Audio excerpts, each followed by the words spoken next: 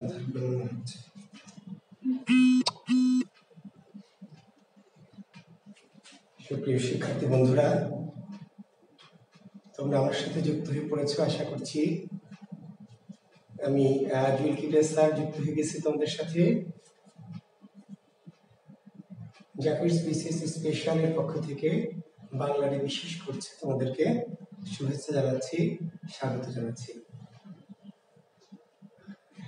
হ্যাঁ, তোমরা দেখতে পাচ্ছ আস্তে আস্তে যুক্ত হচ্ছে আমার সাথে। আমরা এখন ক্লাসে প্রবেশ করবো। বানান শুদ্ধিতে আমরা আছি। নোমান শাহেদ, রাশিদুজ্জামান রাশেদ, সরোয়ার হোসেন বাপ্পি, আসসালামু আলাইকুম স্যার। ওয়ালাইকুম আসসালাম। শিলা দাস, আদাব স্যার, আদাব। অনেকেই সালাম দিয়েছেন, আমি সবার নাম করতে পারছি না, অনেক নাম। সবার পক্ষ থেকে আমি ওয়ালাইকুম আসসালাম ওয়া রাহমাতুল্লাহি ওয়া বারাকাতুহু। আমি ভালো আছি, সুস্থ আছি, আশা করছি আপনারা ভালো আছেন। আমরা ক্লাসে যুক্ত হচ্ছি, সবাই ক্লাস করব এখন।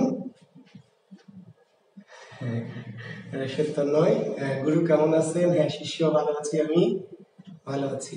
রশিদ আলম, ওয়ালাইকুম আসসালাম। ঠিক আছে বাবা, আমরা কুশল বিনিময় শেষ করছি। শামীম ইসলাম, আমরা মুরাদ চৌধুরী, হ্যাঁ ভালো আছি আমি। আমরা এবারে ক্লাসে যেতে চাই। আমরা বানান নিয়ে একটু কথা বলবো। আমি আগে শুরুতেই কথা বলবো, বলে তারপর আপনাদেরকে ফ্লোর দেবো।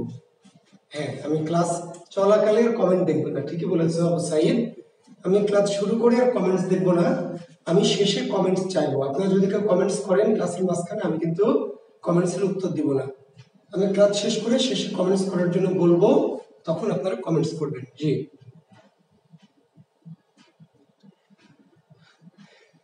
তো ঠিক আছে, ধন্যবাদ।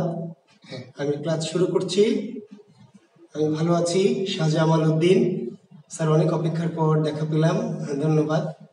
উমর ফারুক, ধন্যবাদ। আপনারা আমার জন্য অপেক্ষা করেন, বসে থাকেন আমার ক্লাসের আশায়। এটি আমার জন্য খুবই গর্বের এবং আনন্দের। ধন্যবাদ, কৃতজ্ঞতা আপনাদের সবার প্রতি।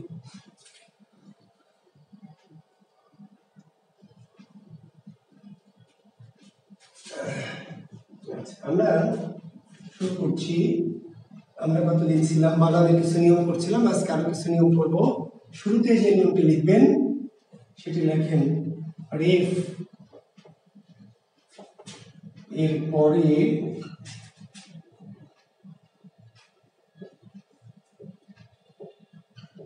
রেফ এরপরে ব্যঞ্জন বর্ণের দ্বিত্ব হয় না। আজকে আমরা যে নিয়মটি এখন করছি সেই নিয়মটি হচ্ছে আহসান হাবিব, আব্দুল হাসিব, বানান সূত্র বাবা 268 পেজ, 268 পেজে বানান শুদ্ধিকরণ। জি, আমরা প্রথম আজকের দিনের প্রথম যে নিয়মটা লিখেছি সেটি হচ্ছে রেফ এর পরে ব্যঞ্জন বর্ণের দ্বিত্ব হয় না। রেফ এর পরে ব্যঞ্জন বর্ণের দ্বিত্ব হয় না। দ্বিত্ব মানে দুইবার, খুবই সিম্পল নিয়ম। অর্থাৎ যেই শব্দে রেফ থাকবে সেখানে একই ব্যঞ্জন দুইবার ব্যবহার করা যাবে না। রেফের পরে একই শব্দ দুইবার ব্যবহার করা কি যাবে না। দেখেন একটি মজার বিষয়, দেখেন শিক্ষার্থী বন্ধুরা, আমরা অনেকেই কি সৌন্দর্য বানান এইভাবে লিখে, আমি জানি না আপনারা লেখেন কিনা, কিন্তু সৌন্দর্য বানান এইভাবে এখন আর লেখা যাবে না। আগের যুগে হয়তো লেখা যেত, কিন্তু এখন আর লেখা যাবে না। দেখবেন সূর্য, আগের যুগের কবিতা যদি পড়েন 20-30 আগের, ঠিক আছে, আবু ইসহাকের একটু উপন্যাস আছে সূর্য দীঘল বাড়ি, সূর্য দীঘল, দেখবেন এইরকম বানান সূর্য। কিন্তু এই বানানটা এখন যদি আপনাকে লিখতে দেয় যে সূর্য বানান কি, তাহলে এই বানান লেখা যাবে না। শিক্ষার্থী বন্ধু, কেন লেখা যাবে না? খুব সিম্পল উত্তর, রেফ যেখানে আছে রেফ সেখানে এই যে অন্তস্থ জ, তারপর আবার কি জ, অর্থাৎ জয়ের সাথে আবার রেফের সাথে একই ব্যঞ্জন দুইবার ব্যবহার করা যাবে। বুঝতে পেরেছেন? ধরেন একটি শব্দ এমন লেখা আছে, দেখবেন কার্যালয়, ওয়ার্ড কাউন্সিলরের কার্যালয়, অটো সমিতির কার্যালয়, বুঝতে পারেন? কার্যালয়, এরকম যদি কার্যালয় লেখা থাকে তাহলে বুঝবেন যে এটা হচ্ছে ভুয়া কার্যালয়। কি কার্যালয়? জি, মোহাম্মদ জাহিদ, এই যে এই কার্যালয়টা সঠিক নয়। এরকম অনেক জায়গায় লেখা আছে, অনেক কার্যালয়ে, আমি অনেক ওয়ার্ড কাউন্সিলরের কার্যালয় দেখেছি যেখানে লেখা আছে। তো লেখা থাকলে বুঝে নেবেন যে এটা 2 নম্বর কার্যালয়, ভুয়া কার্যালয়, এটা শুদ্ধ কার্যালয় নয়। শুদ্ধ কার্যালয় কোনটা? অর্থাৎ এইখানে জফলা ব্যবহার করা যাবে না। বুঝতে পারছেন? দেখবেন ধৈর্য এরকম করে লিখছেন অনেকে, ধৈর্য যখন ভাব সম্ভাষণ আসবে লিখবেন সবুরে মেয়া ফলে কিংবা যে সহে সে রহে। অনেকেই এইভাবে ধৈর্য বানানটা লিখছে, বোঝে না। অনেক অগা মগা জগা বই আছে, সেগুলো তো এইভাবে বানান দেওয়া আছে। তখন আপনি মগা বই পড়বেন, জগা বই পড়বেন, পড়লে আপনি এই শিখবেন। কাজে ধৈর্য বানান এইভাবে লেখা যাবে না। ধর্ম এইভাবে লেখা যাবে না, কর্ম এইভাবে লেখা যাবে না। অনেক বড় বড় মন্দিরের গায়ে অর্চনা বানান দেখেছি, অর্চনা এইভাবে লেখা আছে, চয়ে চয়ে রে, হবে না, ভুল। অর্চনা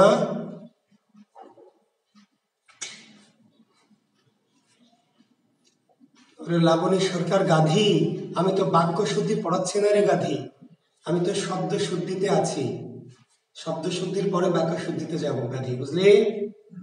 আমি তো বাক্য শুদ্ধি করাচ্ছি না। পড়ালেন না তো, পড়ানো কি আমার শেষ?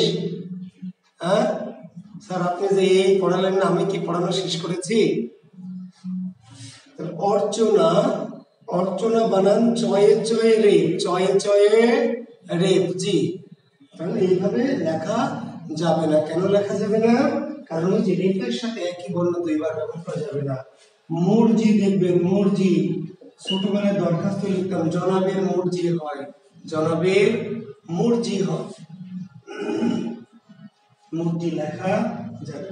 তাহলে এইরকম যত বানান আছে, যে শব্দগুলোতে রেফ আছে, রেফ, এখন দেখেন তো কি ঊর্ধ্ব, এই বানানটি ঠিক না ভুল? এই বানানটা ঠিক না ভুল? এই বানানটা কি? আচ্ছা, ভুল কেন? এখানে দীর্ঘ উকার হবে, কি হবে? দীর্ঘ।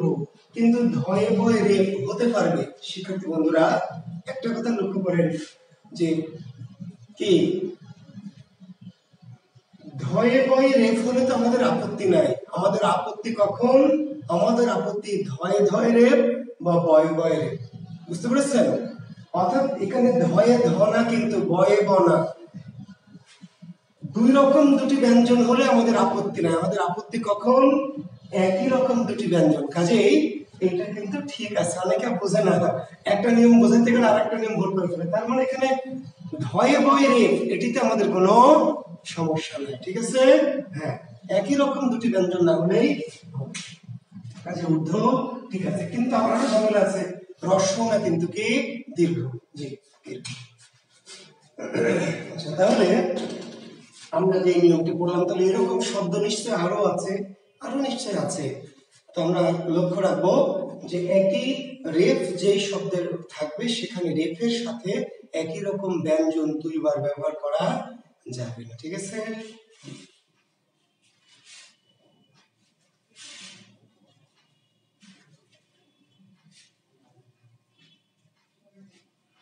শিক্ষার্থী বন্ধুরা দেখেন তো, একটি শব্দ হচ্ছে আচ্ছা কালী, আর একটি বানান হলো কালী।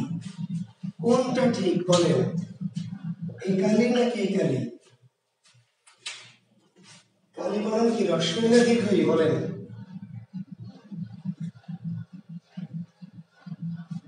কি বলবেন? কালী বানান। আচ্ছা, কালী বানান কোনটা ঠিক? হ্যাঁ,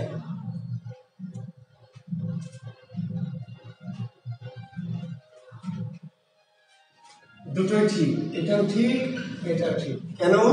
আসলে দুই কালি, দুটা কি দুই কালি শিক্ষার্থী বন্ধু। এটা হচ্ছে বস্তুবাচক কালি, এটা কি বস্তুবাচক কালি, এটা স্ত্রীবাচক কালি। ভালো করে শুনে, অনেক সময় বাক্য শুদ্ধিতে যে অনেক সময় দরকার হবে যে জুয়েল জুতা কালি করতে হবে, তাহলে বস্তুবাচক কালি। আমরা গতদিন একটা নিয়ম দিয়েছি, মনে আছে আপনাদের? বস্তুবাচক শব্দের রস্বইকার। তাহলে এই যে জুতার কালি, কলমের কালি, হ্যাঁ, চুলার কালি, এগুলো বস্তু কালি, তাহলে রস্বইকার। কিন্তু দেবী কালী দীর্ঘইকার, স্ত্রীবাচক কালী, তাই না? বলেছিলাম, মনে আছে আপনাদের? কালী, লক্ষ্মী, দেবী, গড়। তাহলে বস্তু হলে রস্বইকার, আর যদি এটা দেবীকে বোঝায় তাহলে দীর্ঘইকার। কালীর দিব্যি বলছি, এবার বিশেষ কাটার হয়েই ছাড়বো, তাহলে দীর্ঘইকার। হ্যাঁ, ঠিক। আচ্ছা, ভূত বানান দেখেন তো, ভূত রস্য নাকি দীর্ঘ? ভূত বানান রস্য নাকি দীর্ঘ শিক্ষার্থী বন্ধুরা?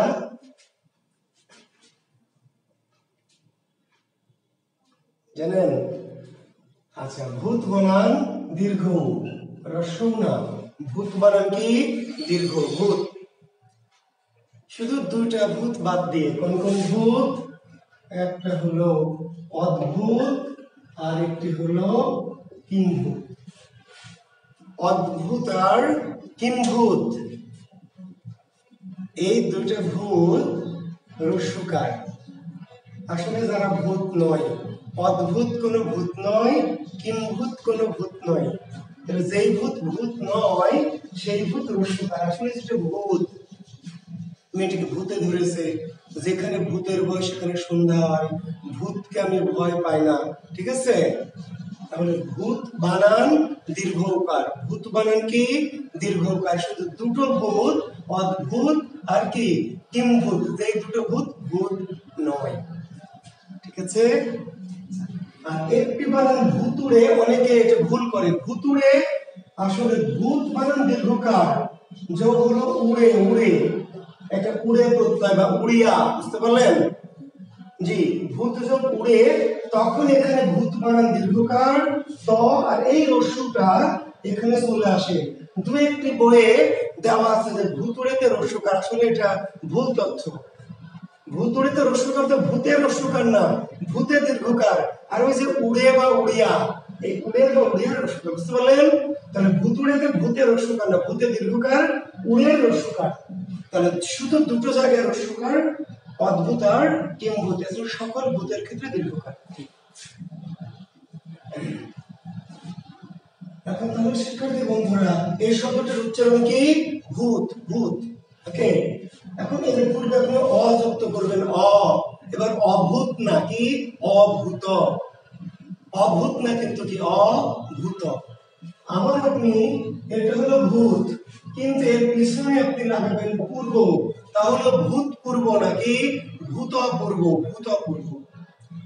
আমি যেটা বোঝাতে চাচ্ছি, উচ্চারণটা ভূত হোক, উচ্চারণটা ভূত হোক, ভূত বা ভূত যাই হোক না কেন, অলওয়েজ সর্বদা দীর্ঘকার। উচ্চারণটা ভূত হতে পারে, ভূতও হতে পারে, ভূতপূর্ব, অভূতপূর্ব, ক্লিয়ার? তাও দীর্ঘকার। শুধু দুটো জায়গায় অদ্ভুত এবং কিম্ভূত, দুটো জায়গায় খেয়াল করবে।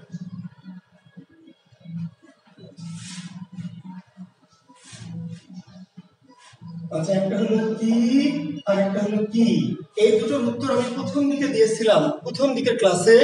আমি জানি না অনেকে এটা লক্ষ্য করেছেন কিনা, বা আসলে আপনারা সবকিছু খেয়াল করেন কিনা, ঠিক আছে? দেখেন, কি আর কি, জি, একটিকে বলা হয় অব্যয়, আর এইটিকে বলা হয় সর্বনাম। দুটো কি, একটা হ্রস্বইকার আর একটা দীর্ঘইকার, একটি অব্যয় আর একটি কি সর্বনাম। দেখেন,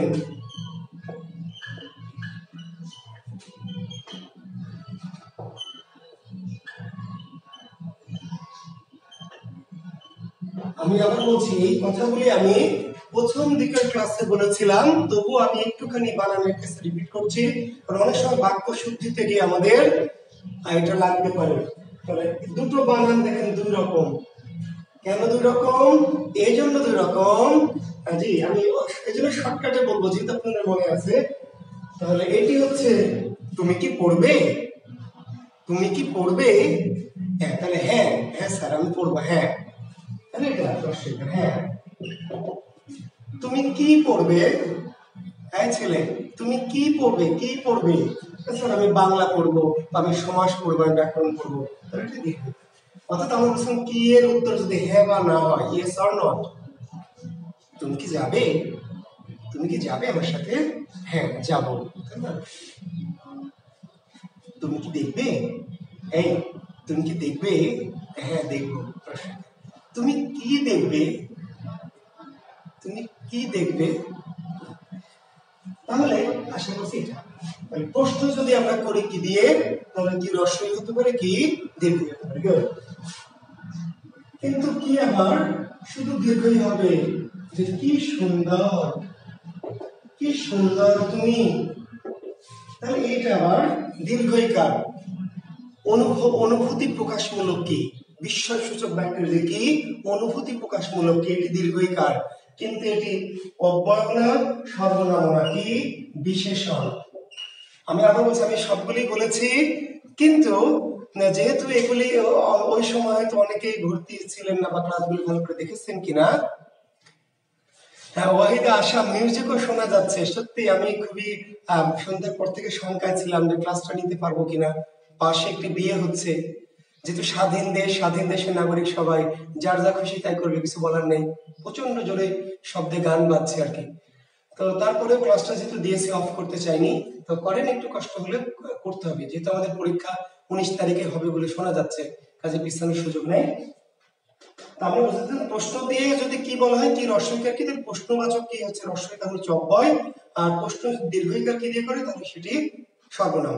কিন্তু কি দীর্ঘইকার দিয়ে হবে, প্রশ্ন করবে না, অনুভূতি প্রকাশ করবে, অনুভূতি প্রকাশ করবে, তাহলে সেটি কি হবে বিশেষণ। বিশেষণ কি সুন্দর তুমি, কি অপূর্ব স্রষ্টার মহিমা, হ্যাঁ কি দারুণ, হ্যাঁ তাহলে সেটি আবার অব্যয় বা সর্বনাম নাকি বিশেষণ। অনুভব মূলক কি হচ্ছে বিশেষণ, এবং সেই কিটা রস্বইকার দিয়ে ব্যবহার করা যাবে না, দীর্ঘইকার।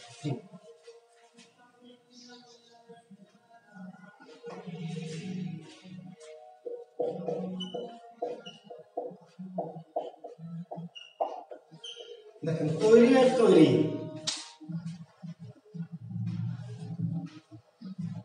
তৈরি এবং কি তৈরি, জি আচ্ছা।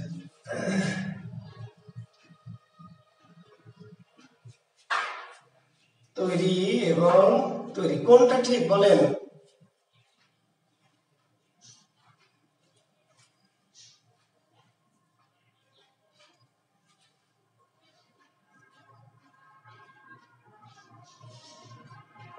রস্বইকার নাকি দীর্ঘইকার, কোনটা ঠিক বলেন, কোনটা ঠিক? পরিবার দিয়ে লিখবেন রস্বই না দীর্ঘই।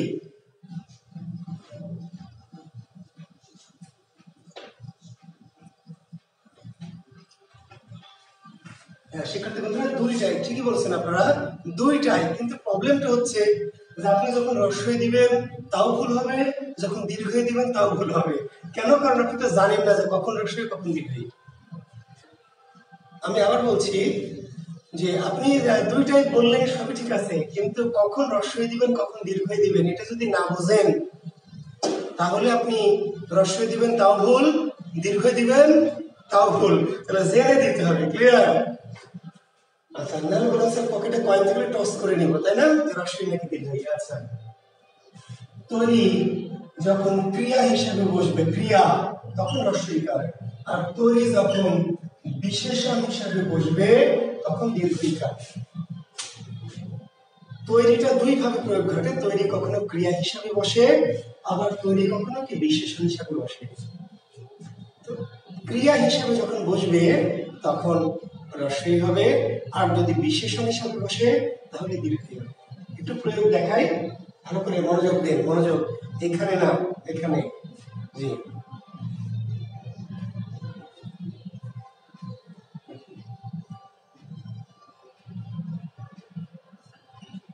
এখানে জামা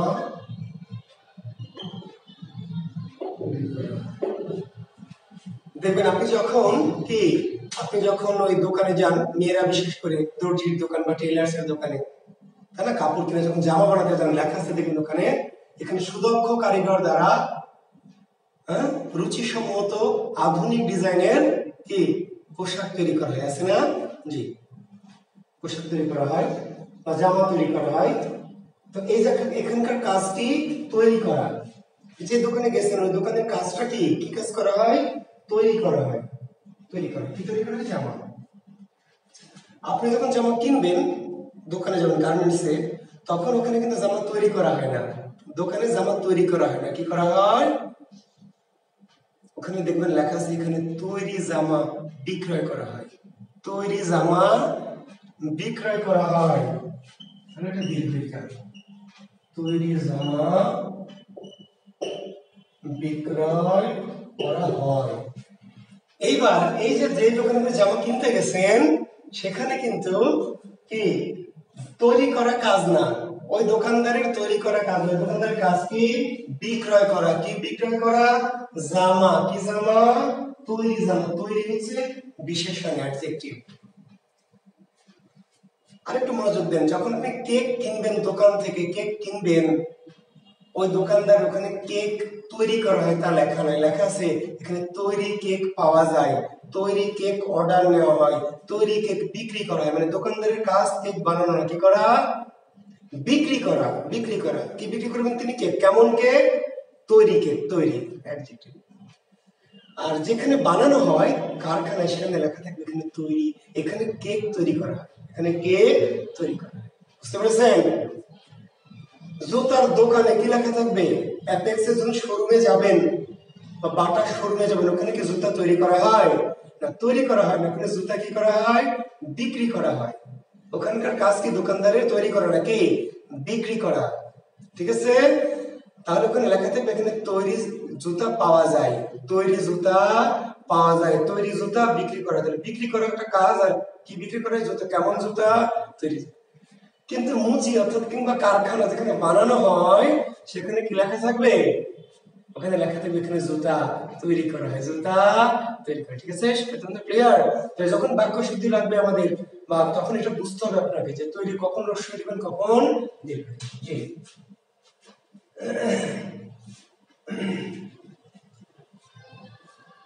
এবার আপনাদের একটা ওয়ার্ক দিব, ওয়ার্ক। জি, আমি বলবো মুখে মুখে একটি বানান, আপনারা শুনে শুনে লিখবেন, তারপর আমি লিখবো, মিলাবেন। ঠিক আছে? রেডি তো সব পরীক্ষা দেওয়ার জন্য? জি, মৌখিক পরীক্ষা। আজকে 11টা পরীক্ষা আছে, সেটা হলো বাক্য প্রকরণের, বাট এখন মৌখিক পরীক্ষা। পরীক্ষাটা কি? আমি মুখে মুখে কয়েকটি বানান বলবো, মুখে মুখে শুনে আপনাদের খাতায় লিখতে হবে, নিজেদের খাতায়, কমেন্টসে না, খাতায়। তারপর আমি এখানে বানানগুলো লিখে দিব, তখন আপনারা কি করবেন? আপনারা মেলাবেন যে হ্যাঁ ঠিক আছে কিনা। ঠিক আছে?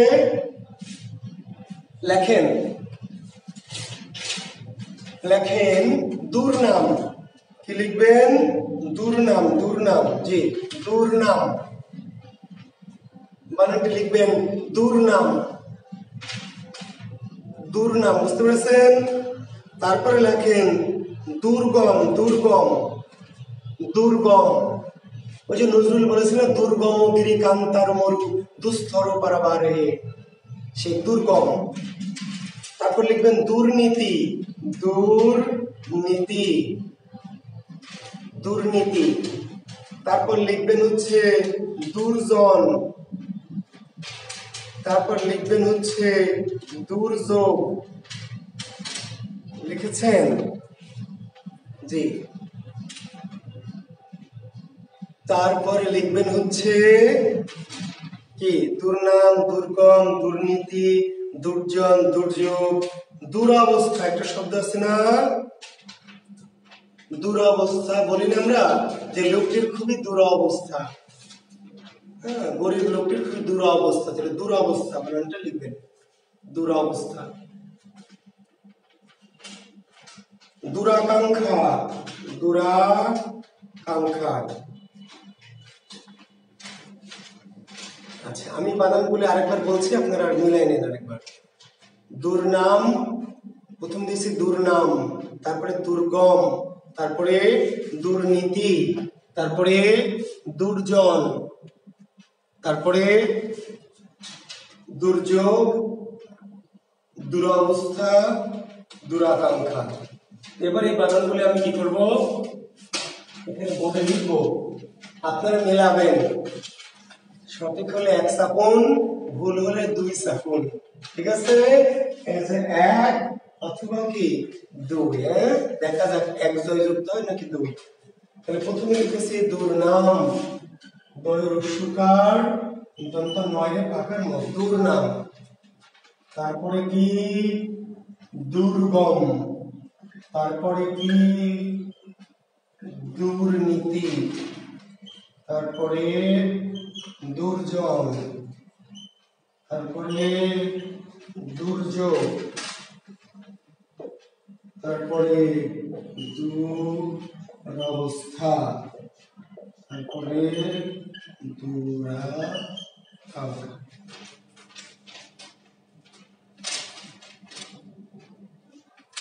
না, ওয়াহিদ আশা দুর্গম শুধু দীর্ঘকার না, ওয়াহিদ আশা এখানে কোথাও দীর্ঘকার নাই।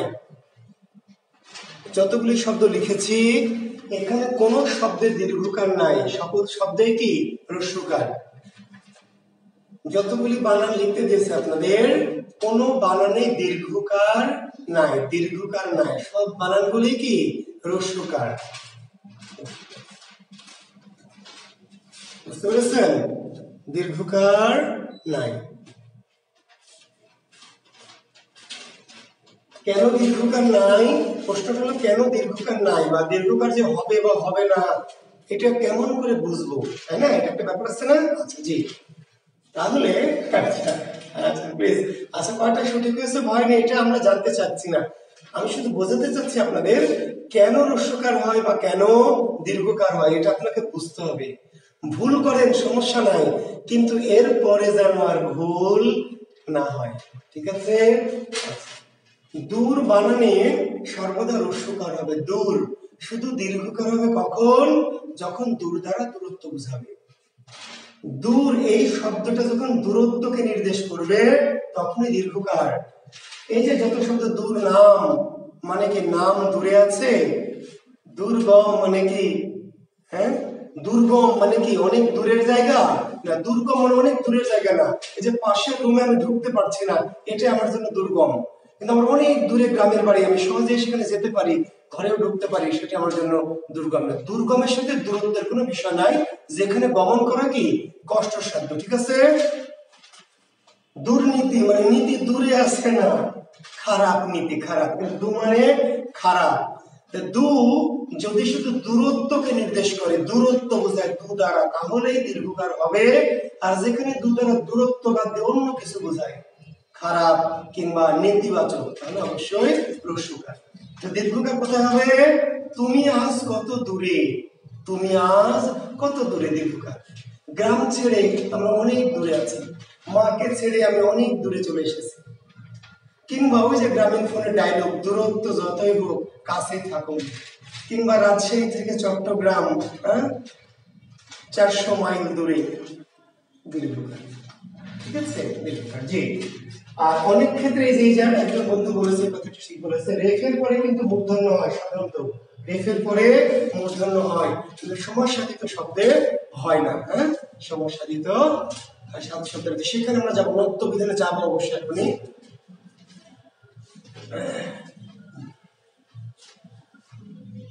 আমাদের বানান বিধানের খুব গুরুত্বপূর্ণ কিছু পয়েন্ট হচ্ছে, একটি নত্ব বিধান এবং আরেকটি ষষ্ঠ বিধান। সেখানে আমাদের যেতে হবে, কারণ সেখানে না গেলে আমাদের বানান বিধানটা খুব অপূর্ণ থেকে যাবে। তাহলে আমরা সেখানে একটু যাই। দেখেন, নত্ব বিধান,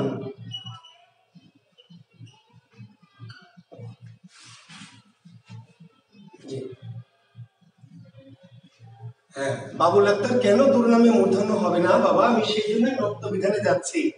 কারণ বানানের কিছু বেসিক বিধান জানতে হলে নত্ব বিধান জানতে হবে, নত্ব বিধান শব্দ বিধান না জানলে এর উত্তরটা দেওয়া মুশকিল। ওকে, আমি ওই আলোচনায় যাচ্ছি। লেখেন নত্ব বিধান,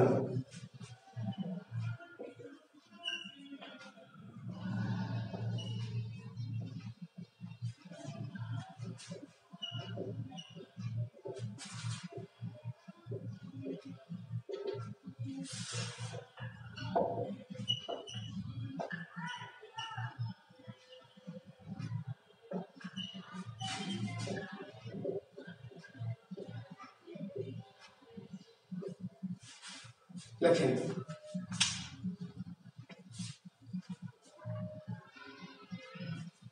তুমি এতক্ষণ কি করছো? এটি অব্যয় পদ, সরি অব্যয় না, সর্বনাম। শামাউন আল মাহমুদ, তুমি এতক্ষণ কি করছো? এর উত্তর কি বলবেন যে হ্যাঁ করছি, কিংবা না করছি না। কি করছো? তা আমি এতক্ষণ লেখাপড়া করছি, বা আমি এতক্ষণ ফুটবল খেলছি, বা আমি এতক্ষণ টিভি দেখছি। তখন উত্তর দিবেন। যখন কোনো কিতার উত্তর দিবেন তখন এটি দীর্ঘইকার কি হবে এবং সেটি সর্বনাম হবে। আচ্ছা, সাহিত্য নিয়ে শুক্রবারে ক্লাস নিব। স্কলার জিপসি সাহিত্য নিয়ে শুক্রবার বা শনিবার আমি ক্লাস নিব। জি, বলে দিব।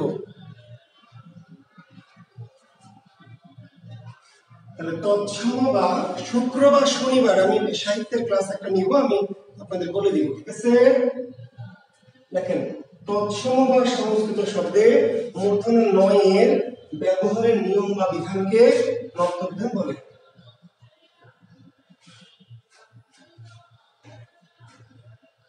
আচ্ছা, এখন এখান থেকে প্রশ্ন হবে কি যে নত্যবিধান কোন শব্দে প্রযোজ্য হয়? নত্যবিধান কোন শব্দে প্রযোজ্য হয় কি বলবেন? তৎসম বা সংস্কৃত। তৎসম বা কোন শব্দে প্রযোজ্য হয় না? তৎসম বা সংস্কৃত ছাড়া অন্য যত শব্দ সেখানে প্রযোজ্য হয় না। ওকে, তাহলে মূর্ধন্য বা নত্যবিধান শুধু তৎসম শব্দের ক্ষেত্রে প্রযোজ্য হবে, অন্য কোনো ক্ষেত্রে প্রযোজ্য হবে না, কথা মাথায় রাখবেন। আচ্ছা, ওই যে আমরা বলেছিলাম, মনে আছে মূর্ধন্য থাকলে তৎসম শব্দ, মনে আছে? কারণ মূর্ধন্য তৎসম ছাড়া আর কোনো শব্দ ব্যবহার করা যাবে না। আচ্ছা, এখন বিধানগুলো কি? আচ্ছা, এই নত্যবিধান মানে সিম্পলি যদি আমরা বলি যে নত্যবিধানটা আসলে কি, এটা সহজ ভাষায় হচ্ছে যে কোথায় মূর্ধন্য ব্যবহার করতে হবে আর কোথায় মূর্ধন্য ব্যবহার করা যাবে না। শিক্ষার্থী বন্ধু শুনেন, বিধান, বিধান শব্দের অর্থ কি? বিধান মানে শুধু কি করা যাবে তা না, কি করা যাবে এবং কি করা যাবে না। যেমন ধরেন আমরা যারা ইসলাম ধর্মের আছে এখানে, কোরআন বা হাদিস আমাদের জীবন বিধান। কোরআন আমাদেরকে জীবন বিধান। জীবন বিধান মানে কি? কোরআনে শুধু কি করতে হবে, একজন মুসলমান কি করবে তা কিন্তু নাই, কি করবে তা আছে এবং কি করা যাবে না। বুঝা গেছে কথাটি? নামাজ পড়তে হবে, রোজা রাখতে হবে, তাহলে সত্য কথা বলতে হবে, মানুষের উপকার করতে হবে, কি কি হবে আছে, আবার কি কি হবে না। মিথ্যা বলা যাবে না, সুদ খাওয়া যাবে না, ঘুষ খাওয়া যাবে না, মানুষের বইয়ের দিকে কি খারাপ নজরে বদ নজরে তাকানো যাবে না। বিধান তো নত্য বিধান, বিধান মানে বুঝাতেছিলাম যে বিধান মানে কোথায় কোথায় মূর্ধন্য ব্যবহার করা যাবে এটিও বিধান, আর কোথায় কোথায় মূর্ধন্য ব্যবহার করা যাবে না এটিও বিধান। ঠিক আছে, ওকে। কোথায় কোথায় ব্যবহার করা যাবে, কোথায় কোথায় মূর্ধন্য ব্যবহার করতে হবে, দেখেন এক নম্বর নিয়ম সবাই জানেন আপনারা, রি র শ এর পরে মূর্ধন্য হয়। রি র শ এর পরে মূর্ধন্য হয়, খুবই সিম্পল নিয়ম। রি র শ এর পরে মূর্ধন্য হয়।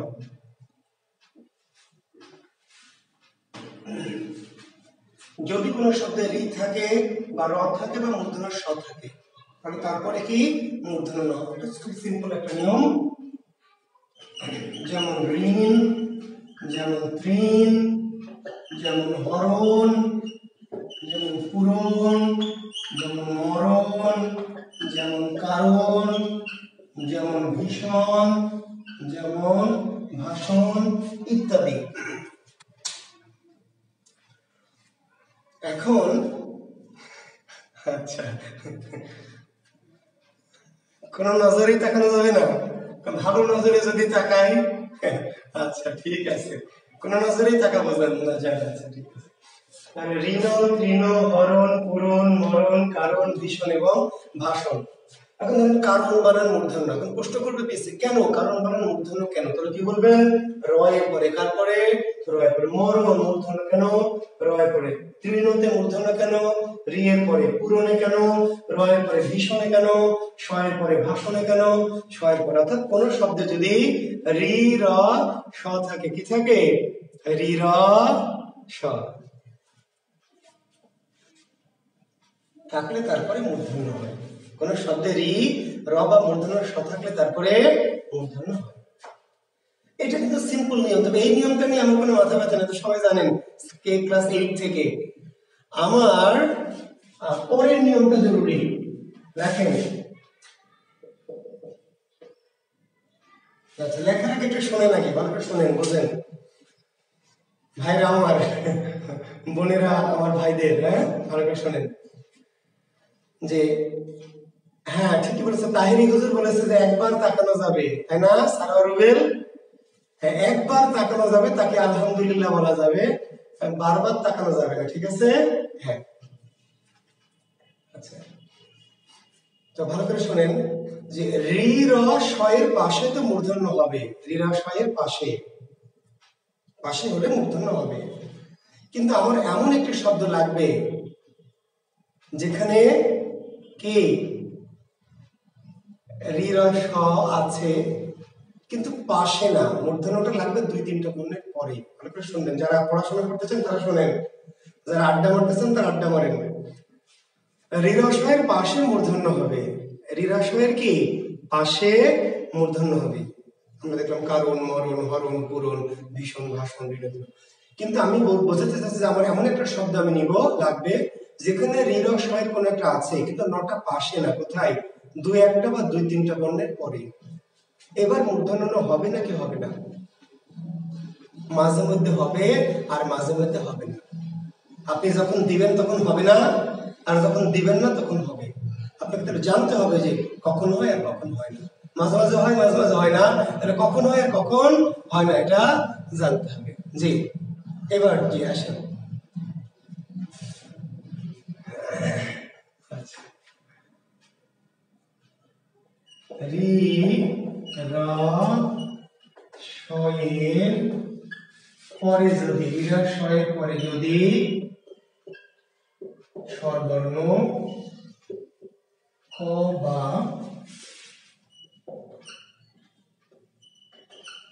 অ বর্গের বর্ণ কিংবা অন্তস্থ অ হ অনুস্বার থাকে তবে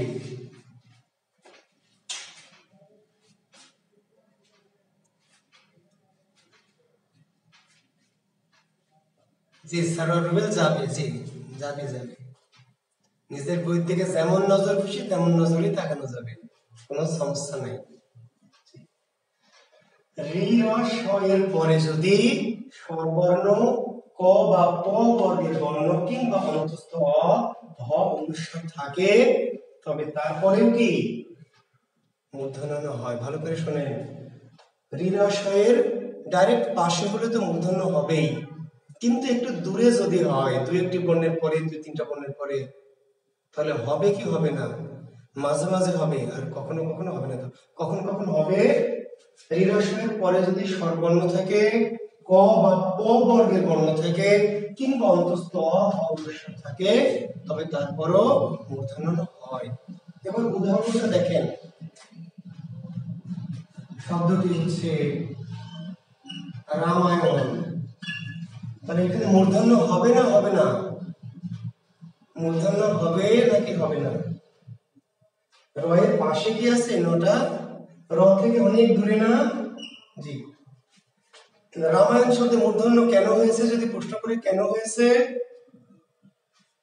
তাহলে এই যে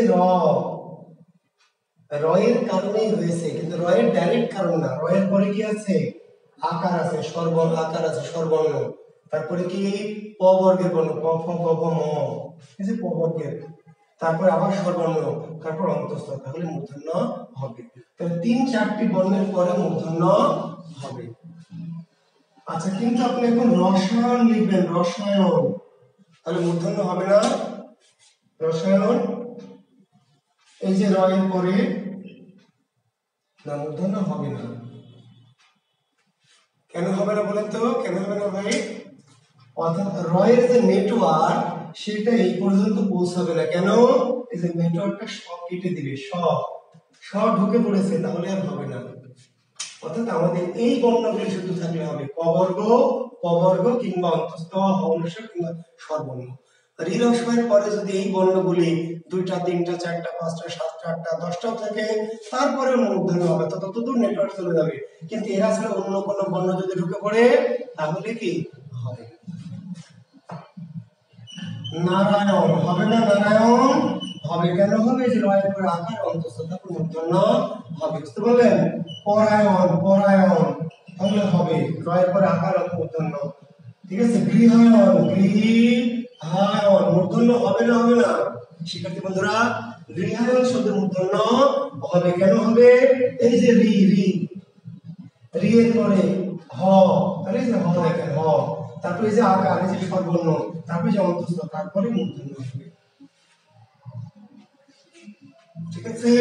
তাহলে রি র স যদি কোনো শব্দ থাকে তাহলে মূর্ধন্যটা পাশে হলে তো হবেই, একটু দূরে হলেও কি হতে পারে যদি ওই মাঝের বর্ণগুলি এই বর্ণগুলি হয়, কিন্তু এরা ছাড়া অন্য কোনো বর্ণ ঢুকে পড়লে আর হবে না, ঠিক আছে? জি দেখেন, শ্রবণ মূর্ধন্য হবে না, শ্রবণ বানানে মূর্ধন্য হবে। কেন হবে? পরীক্ষা যেগুলো কেন হয়েছে মূর্ধন্য বলবেন? র এর পরে ক বর্গ, র এর পরে কি ক বর্গ। শ্রাবণ যদি হয় তাও হবে, ঠিক আছে? রফলার পরে আকার, তারপরে ক বর্গ।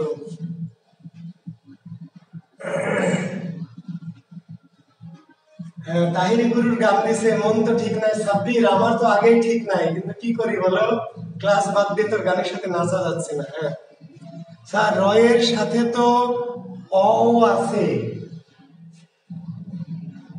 আচ্ছা তাহলে স্বরবর্ণ তো আছেই ভাই, তো স্বরবর্ণ থাকলে সমস্যা কি? এই বর্ণগুলি পাশাপাশি থাকতে হবে, জি এই বর্ণগুলি পাশাপাশি থাকতে হবে। ফারজানা ইসলাম, অন্য কোনো বর্ণ ঢুকে পড়লে হবে না, অন্য কোনো বর্ণ ঢুকে পড়লে হবে না, ঠিক আছে? জি দেখেন, অর্পণ তাহলে অর্পণ বর্ণের মূর্ধন্য হচ্ছে, কেন হচ্ছে? এই যে র এর পরে কিন্তু প, র এর পরে কি প। হ্যাঁ, সংকীর্ণ কে মনা, রসায়নটা বুঝো নাই? অভিরহমান, কেন বুঝোনি ভাই? এই যে তাকাও, অভিরহমান তাকাও এদিকে, রসায়ন, র এর পরের বর্ণটা কি দন্ত স, র এর পরের বর্ণটা কি দন্ত স, তবে র এর পরের বর্ণ দন্ত স হয়, তাহলে আমার এই বর্ণের তালিকায় কি দন্ত স আছে? বর্ণের তালিকায় দন্ত স নাই, তাহলে দন্ত স থাকলে আর মূর্ধন্য হতে পারবে না, শুধু এই বর্ণগুলি থাকলে হতে পারবে। তুমি যে কি বুঝো না আমি তাই বুঝি নাই, ঠিক আছে? আচ্ছা, সংকীর্ণ মনা, র এর পরে মূর্ধন্য হয়েছে, কিন্তু মূর্ধন্য এর পরে তো আবার দন্তন্য মূর্ধন্য হতে পারবে না। সংকীর্ণ মনা, যিনি প্রশ্ন করেছেন খোরশেদ আলম, খোরশেদ, তাহলে যে র এর জন্য মূর্ধন্য, র এর জন্য কি মূর্ধন্য হয়েছে, তো মূর্ধন্য র এর পরে মূর্ধন্য, তারপরে ম, তো মূর্ধন্য থাকার জন্য তো এই নটার মূর্ধন্য হয়নি, মানে একটা মূর্ধন্যর পরে আবার মূর্ধন্য। আমার এখানে কি মূর্ধন্য আছে? এই বর্ণগুলির মধ্যে মূর্ধন্য নাই, এই বর্ণগুলির মধ্যে মূর্ধন্য নাই। র এর পরে মূর্ধন্য হবে, কিন্তু র এর পরে মূর্ধন্য থাকলে আবার মূর্ধন্য, এটি হওয়ার সুযোগ নেই। আচ্ছা, আপনাদেরকে সহজ করে বোঝাই। আচ্ছা ঠিক আছে, অর্থাৎ ঋ র স এর পাশে তো মূর্ধন্য হবে, পাশে, কিন্তু যদি 2-3টা বর্ণের পরে হয় তাহলে হতে পারে, না পারে। কখন হবে? যদি ঋ র স এর পরে স্বরবর্ণ, ক বর্গ বা প বর্গের বর্ণ কিংবা অন্তস্থ হ অনুসার থাকে। 3 নম্বর লেখেন, ট বর্গের সাথে, কার সাথে? ট বর্গের সাথে যুক্ত অবস্থায়, ট বর্গের সাথে যুক্ত অবস্থায় সাধারণত মূর্ধন্য হয়।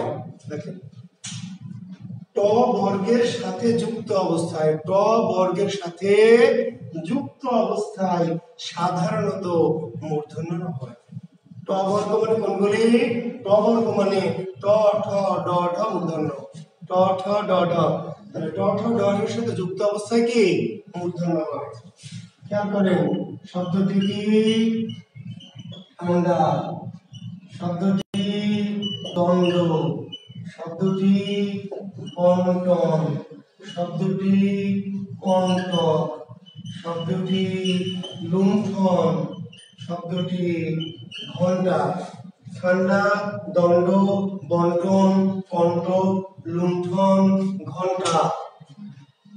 আমি যতগুলি বানান লিখেছি সব ভুল, ভুল, সবই ভুল।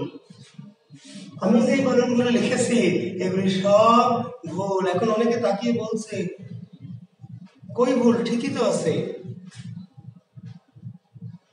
ঠিকই আছে।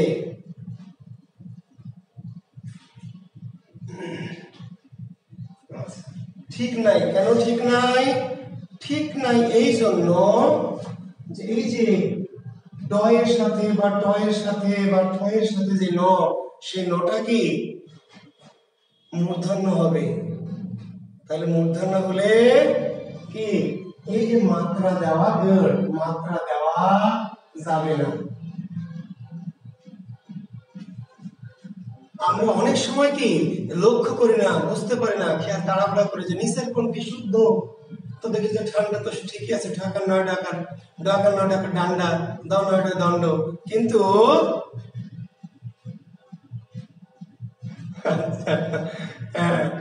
তার মানে এই যে ঠান্ডা, দণ্ড, বন্টন, কণ্টক, লুণ্ঠন, ঘণ্টা, এই শব্দগুলি কি? এই শব্দগুলিতে যেহেতু ট বর্গের সাথে যুক্ত আছে, মূর্ধন্য হবে, মূর্ধন্য হলে উপরে মাত্রা দেওয়া যাবে। বুঝা গেছে? ট বর্গের সাথে যুক্ত অবস্থায় সাধারণত মূর্ধন্য হয়। তাহলে নত্য বিধানের স্রেফ এই তিনটা নিয়ম। নত্য বিধানের নিয়ম কয়টা? স্রেফ তিনটা। তিনটি জায়গায় মূর্ধন্য হতে পারবে বিধান অনুসারে। মূর্ধন্য হতে হলে এই তিনটি শর্ত, আসলে তিনটিও না, মূলত দুইটি শর্ত, কারণ এই দুইটা তো আলাদা নেই। কি? হৃদয়ের কারণে। একটা তো হৃদয়ের জাস্ট পাশে হলে মূর্ধন্য হবে, আর একটু দূরে হলেও হতে পারে, এই শর্তগুলি যদি পূরণ করে। আর ট বর্গের সাথে মূর্ধন্য হবে। এই দুটি কারণে তুমি মূর্ধন্য বুঝতে পারবে। আর কিছু জায়গায় বুঝতে পারবে কিভাবে? দ্যাট ইজ খুশখুশ। দ্যাট ইজ খুশখুশ মানে কি? মূর্ধন্য হয়েছে, কেন হয়েছে?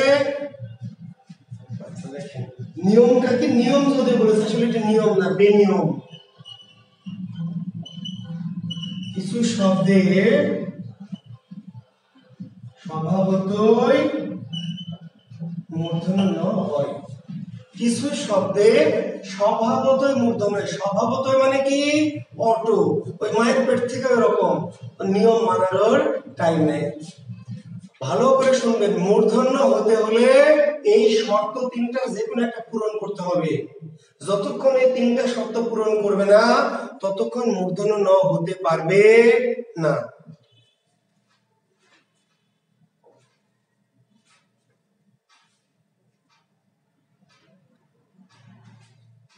কিন্তু কিছু কিছু জায়গায় ওই যে একজন আমার প্রশ্ন যদিও করতে নিষেধ করেছে, তবু আপনার প্রশ্ন করতেই আছেন, কিছু করেন নাই। গণ, তাহলে গণ শব্দে মূর্ধন্য কেন হয়েছে? ঋণস আছে, তো ঋণস যেখানে নাই মূর্ধন্যের চান্স নাই। একের অনুসারে নাই, দুইয়ের অনুসারেও নাই, ট বর্গ আছে নাই, তাহলে তিনটার কোনো কারণই হয়নি, তারপরে মূর্ধন্য হয়েছে। কেন হয়েছে? দ্যাট ইজ খুশখুশ। পন, প মূর্ধন্য, পন মূর্ধন্য হবে, কেন হবে? ঋণস আছে, ট বর্গ আছে, তাহলে কেন হলো? দ্যাট ইজ খুশখুশ। লবণ বানালে মূর্ধন্য হবে, কেন হবে? ওর ইচ্ছা হয়েছে তাই, তাতে তোর কি? এইরকম গোটা 50 শব্দ আছে। নবম দশম শ্রেণীর বোর্ড ব্যাকরণে দেখবেন এরকম শব্দের একটা ছড়া দেওয়া আছে, ছড়া আছে, মনে পড়ছে?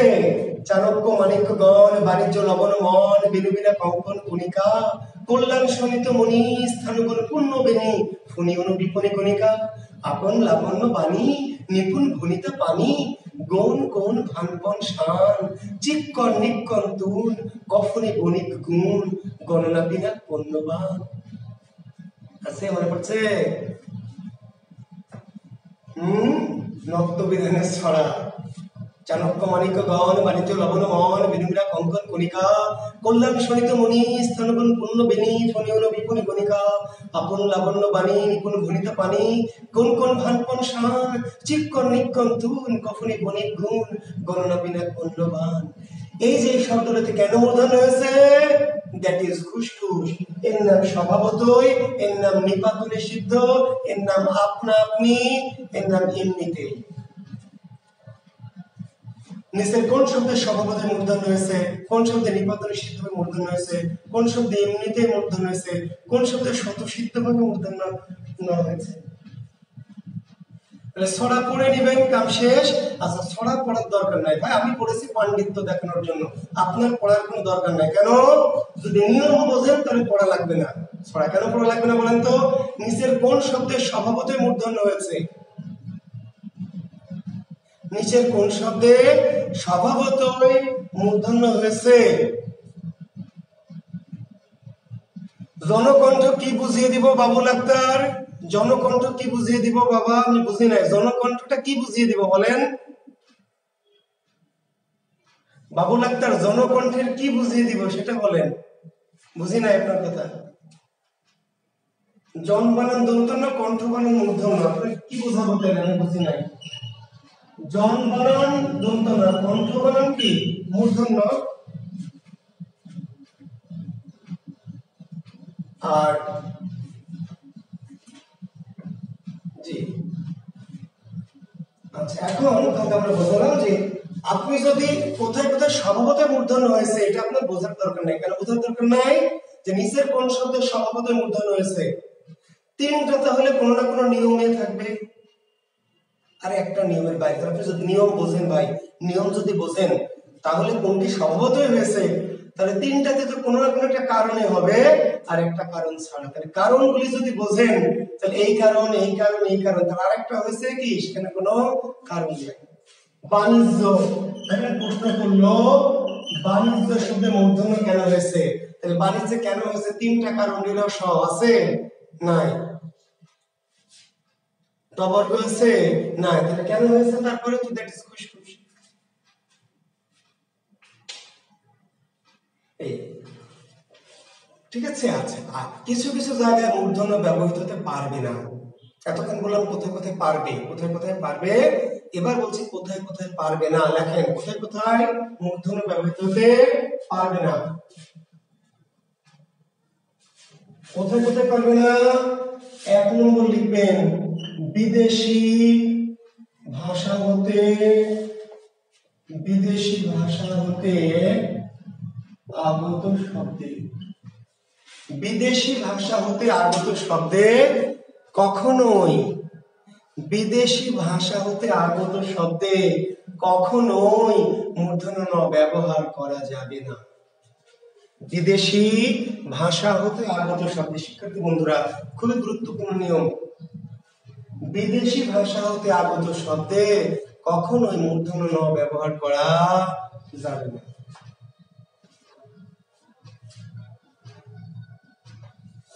দেখেন আমরা একটা নিয়ম দিয়েছি, ট বর্গের সাথে যুক্ত অবস্থায় সাধারণত মূর্ধন্য হয়। দিয়েছি ট বর্গের সাথে যুক্ত অবস্থায় মূর্ধন্য হয়। তাহলে আমরা এখন লিখবো ডেন্টাল। কি লিখবো? ডেন্টাল। তাহলে আমরা ট বর্গের সাথে মূর্ধন্য দিব। আমরা লিখবো সেন্টার। তাহলে ট বর্গের সাথে মূর্ধন্য দিব না, দেওয়া যাবে না। টবরের সাথে আছে কিন্তু মূর্ধন্য ব্যবহার করা যাবে না, প্রহিবিটেড। কেন? Dental, mental, central, continental, experimental, oriental, accidental, sentimental, কোনোভাবে এগুলোতে মূর্ধন্য ব্যবহার করা যায়। বিদেশি ভাষা থেকে আগত শব্দে মূর্ধন্য ব্যবহার করা যাবে। দেখেন কর্নেল, কর্নেল অনেকে এইভাবে লেখে কর্নেল। কেন কর্নেল এইভাবে লেখে? যুক্তি কি বলছে? কেন রেপ আছে মিয়া, ফাজলামি করে। রেফের পরে, রেফ মানে তো র, র এর পরে মূর্ধন্য হবে। অনেক বাঘা পণ্ডিত আছে ফার্নিচার বানান, ফার্নিচার এইভাবে লেখে। কেন? ওই যে রেফের পরে, রেফ মানে কিন্তু র, রেফ তো কোনো বর্ণ না, রেফ মানে র, রেফের পরে মূর্ধন্য হবে না। কর্নেল, ফার্নিচার এগুলোতে মূর্ধন্য, রেফ থাকার সাথে মূর্ধন্য ব্যবহার করা যাবে না, কারণ ইংরেজি শব্দ। বোঝা গেছে ভাই? ইংরেজি শব্দে মূর্ধন্য ব্যবহার করা যাবে। কোরআন, Iran, Turan, train, German. Train র ফলার পরে মূর্ধন্য হবে, রয়ের পরে জার্মান, রয়ের পরে ম আছে পবর্গের মূর্ধন্য, তারপর মূর্ধন্য হবে।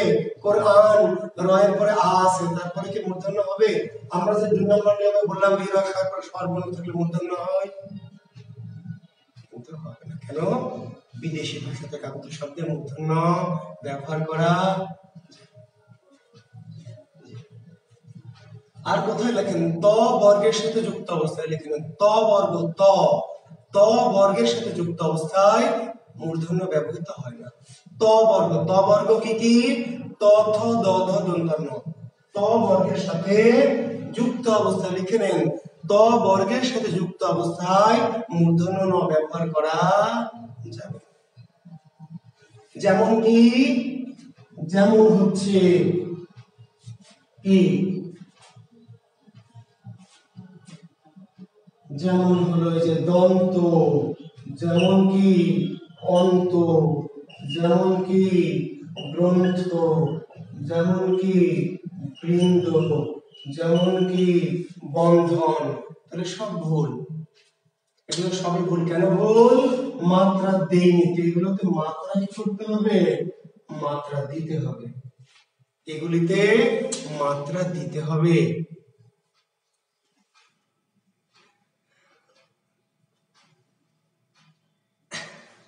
হ্যাঁ লেখা আছে, কারণ বেটারা বোঝে না। মডার্ন লেখা আছে কেন?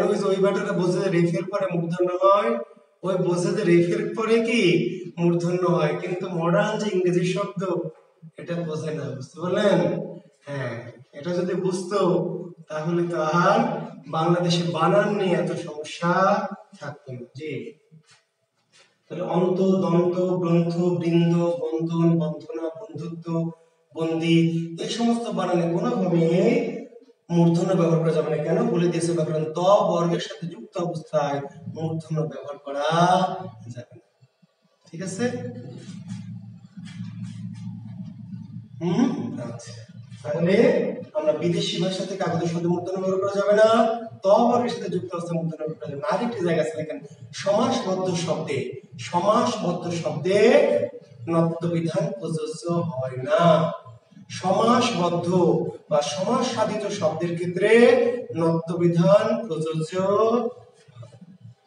কোন একটি শব্দ যদি সমাসবদ্ধ হয়, সমাস সাধিত হয়, সেই ক্ষেত্রে নত্ব বিধান প্রয়োগ করা যাবে। আপনি ঠিকই বলেছেন, ওদেরকে একটু আমার বিজ্ঞাপন দিয়ে আমার কোর্সে ভর্তি করাই দিবেন, ঠিক আছে? তাহলে বেটারা সব ঠিক হয়ে যাবে। কি বললাম?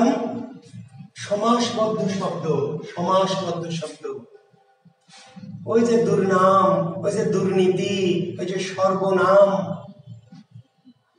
বুঝতে পারলেন? ত্রিহায়ন, এইরকম কিছু শব্দ আছে। ত্রিহায়ন, তারপরে আছে সর্বনাম, তারপরে আছে ত্রিনয়ন। এখন দেখেন এই যে ত্রিনয়ন, ত্রিনয়নে ত্রি, র, রয়ের পরে তো মূর্ধন্য হওয়ার কথা, রয়ের পরে কি মূর্ধন্যের কথা। সর্বনাম, তাহলে রয়ের পরে প বর্গের বর্ণ আছে, আমরা বলেছি রয়ের পরে প বর্গের বর্ণ থাকলে মূর্ধন্য হবে, হয়নি। এই যে ত্রি, রয়ের পরে হ আছে, আকার আছে, অন্ত আছে, মূর্ধন্য হবে না, কি হবে? দন্তন্য হবে।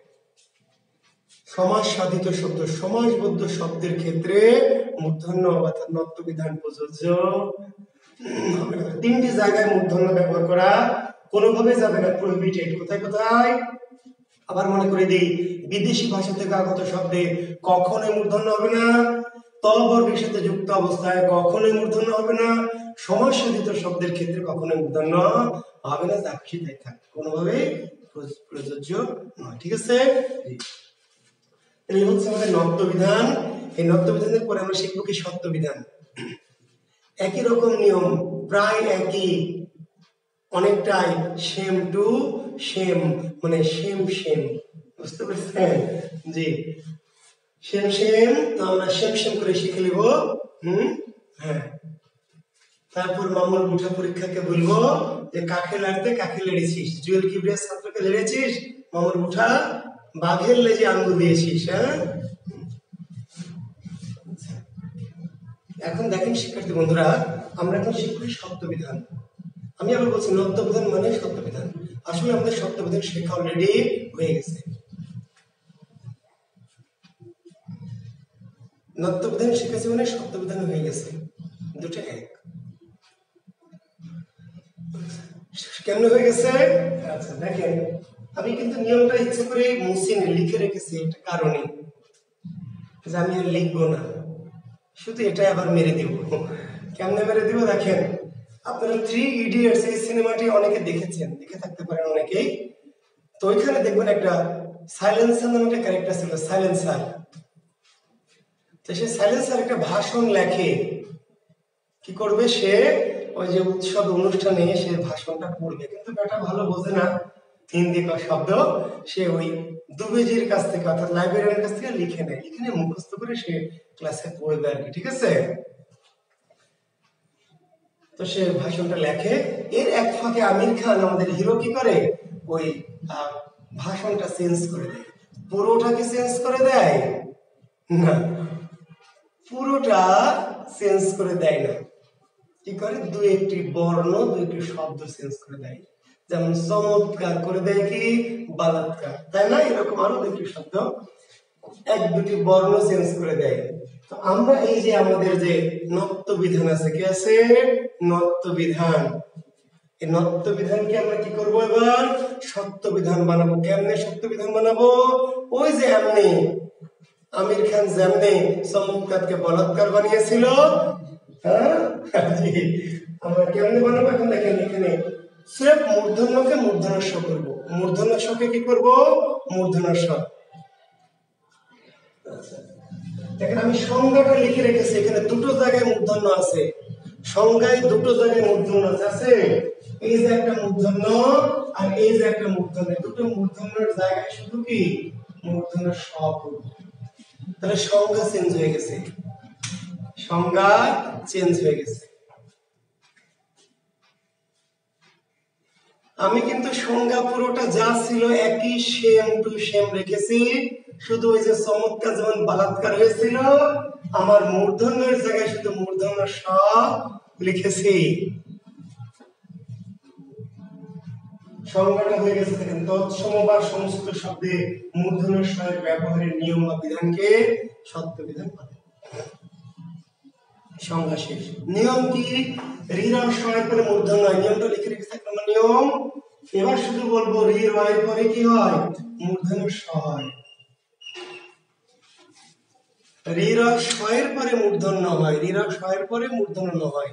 আর এবার কি লিখছি আমি, রি রয়ের পরে মূর্ধন্য স হয়, রি রয়ের পরে, মানে কোন শব্দে যদি রি থাকে বা র থাকে তাহলে তারপরে মূর্ধন্য স হয়। যেমন কি রি শি, যেমন কি কৃষক, যেমন কি কৃষাণ, যেমন কি কৃষা, বুঝতে পারলেন? যেমন কি কর্ষণ,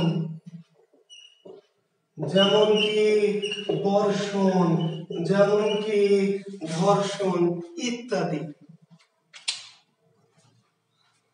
তাহলে এই যে কৃষক শব্দে কেন মূর্ধন্য স হয়েছে, যদি বিশেষ প্রশ্ন করে বিএসসি কিংবা অ্যাডমিশন কিংবা প্রাইমারি কিংবা নিবন্ধন যাই হোক না কেন, কৃষকে কেন মূর্ধন্য স হয়েছে, রি এর পরে। কৃষকে কেন হয়েছে, রি এর পরে। কর্ষণে কেন হয়েছে, রেফ, রেফ, রেফ মানে র, রেফ তো বর্ণ না, আসলে বর্ণটা র, র সংক্ষিপ্ত রূপ। বর্ষণে রয়ের পরে, ধর্ষণে রয়ের পরে। তাহলে রি রয়ের পরে মূর্ধন্য ষ হয়। ওখানে বলেছি রি রয় শয়ের পরে মূর্ধন্য হয়, আর এখানে বলছি রি রয়ের পরে মূর্ধন্য ষ। কৃষ্ণ, তাহলে মূর্ধন্য ষ হয়েছে না কৃষ্ণতে? কেন হয়েছে? রি এর পরে। তৃষ্ণাতে মূর্ধন্য ষ হয়েছে কেন? রি এর পরে। ওইখানে দেখেন একটা নিয়ম বলেছিলাম, ট বর্গের সাথে যুক্ত অবস্থায় সাধারণত মূর্ধন্য হয়। মনে আছে? 3 নম্বর নিয়মটা দেখেন, ট বর্গের সাথে যুক্ত অবস্থায় সাধারণত মূর্ধন্য নয়। এবার কি বলবো? ট বর্গের সাথে যুক্ত অবস্থায় সাধারণত কি মূর্ধন্য ষ হয়। ওখানে বলেছে মূর্ধন্য ন হয়, আর এখানে কি বলবো? মূর্ধন্য ষ হয়। এখন আপনি যদি আমাকে প্রশ্ন করেন, কেউ কোন অগামকা যদি থাকেন কাছে, যে স্যার একবার বললেন যে নিরবসের সাথে যুক্ত অবস্থায় মূর্ধন্য হয়, এখন আবার বলছেন নিরবসের সাথে যুক্ত মূর্ধন্য ষ হয়, মানে এটা কি ফাজলামি? যখন যাবে সেটাই আবারে, যখন ন লাগবে তখন মূর্ধন্য হবে, আর যখন ষ লাগবে তখন মূর্ধন্য ষ। ঋরস্বর পর যদি নয়ের দরকার হয় তাহলে মূর্ধন্য, আর ঋরস্বর সাথে যদি শয়ের দরকার হয় তাহলে কি মূর্ধন্য ষ।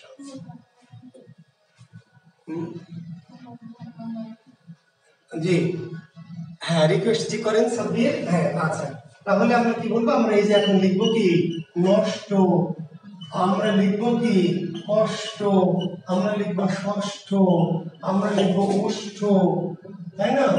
আমরা লিখবো বৃষ্টি, আমরা লিখবো বৃষ্টি। হ্যাঁ, তাহলে এইরকম অনেক শব্দ আছে, শত শত শব্দ আছে। কষ্ট, নষ্ট, ষষ্ঠ, স্পষ্ট, সৃষ্টি, বৃষ্টি, দৃষ্টি, কষ্ট, বৃষ্টি। ঠিক আছে, তাহলে এগুলোতে মূর্ধন্য ষ ব্যবহার করবো, কখনোই কি দন্ত ষ ব্যবহার করবো। ট বর্গের সাথে যুক্ত অবস্থায় আমরা মূর্ধন্য ষ। দেখেন তো নিয়মগুলো একই রকম না? একদম একই। ট বর্গের সাথে ন লাগলে মূর্ধন্য, ষ লাগলে মূর্ধন্য ষ, মূর্ধ। 3 নম্বর নিয়ম দেখেন। আচ্ছা, 3 নম্বর নিয়মের আগে, ঠিক আছে, কি করব? 3 নম্বর নিয়মের আগে আমরা একটা 2 নম্বর নিয়মটা করব, একটু ব্যতিক্রম। একটা নিয়মটা আলাদা লিখবেন, জরুরি গুরুত্বপূর্ণ নিয়ম।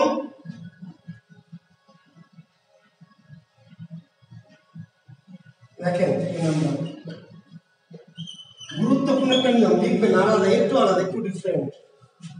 অ আ ভিন্ন, অ আ ভিন্ন অন্য স্বরধ্বনি পূর্বে থাকলে, অ আ ভিন্ন অন্য স্বরধ্বনি পূর্বে থাকলে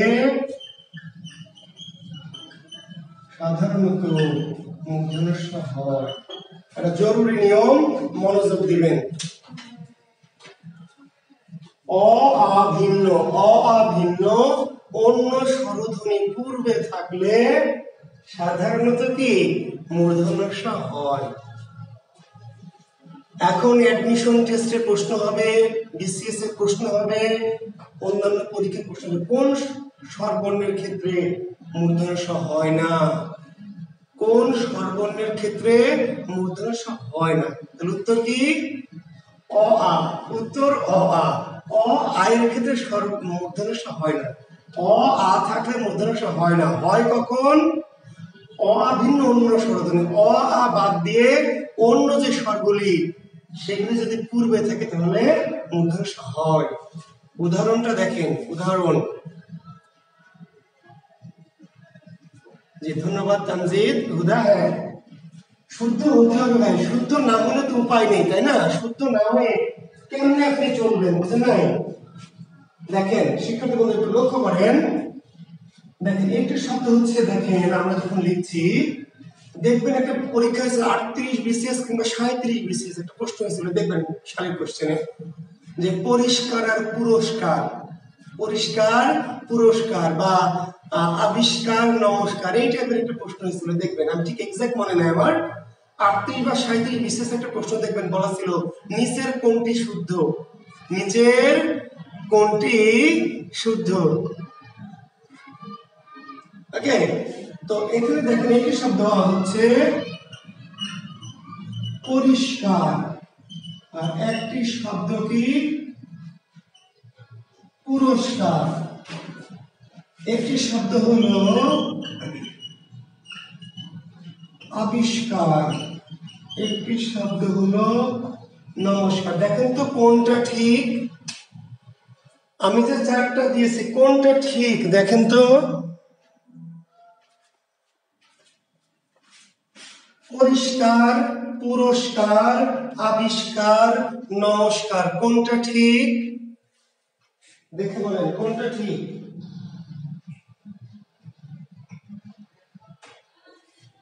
একটাও ঠিক না, একটাও ঠিক নাই। কেন ঠিক নাই শিক্ষার্থী বন্ধুরা? মাঝে মাঝে দন্তস্ব দিয়েছি, মাঝে মাঝে মূর্ধন্য দিয়েছি, তো ঠিক তো হওয়ার কথা, একটাও ঠিক না। কেন? ভালো করে মনোযোগ দেন। যারা শিখতে চান, আমার কাছে যদি না শিখতে পারেন ভাই বাংলা ব্যাকরণ, বাংলাদেশে অন্তত আর শিখতে পারবেন না। এটা আমি লিখে চ্যালেঞ্জ করে বলতে পারি। তাহলে আপনাকে আমেরিকায় গিয়ে বাংলা শিখে আসতে হবে। বাংলাদেশে যদি বাংলা শিখতে চান, আমার কাছে এসেও শিখতে যদি না পারেন, আমার কাছে এসেও, তাহলে আপনার আর বাংলা শেখার কোনো কি সম্ভব না। এটা আমি চ্যালেঞ্জ করে বলছি। শামিলি আক্তার গাজী থাম দাঁড়া, উত্তর দিচ্ছি।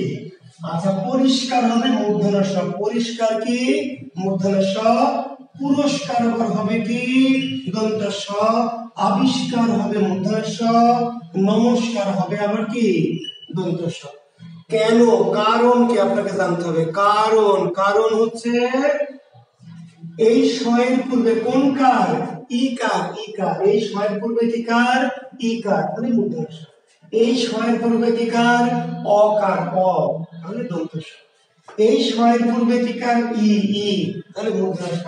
এই শয়ের পূর্বে কি কার? অ।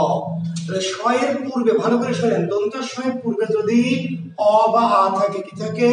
অ আর আ, তাহলে দন্ত স। শয়ের পূর্বে অ বা আ আছে, তাহলে বুঝবেন দন্ত স।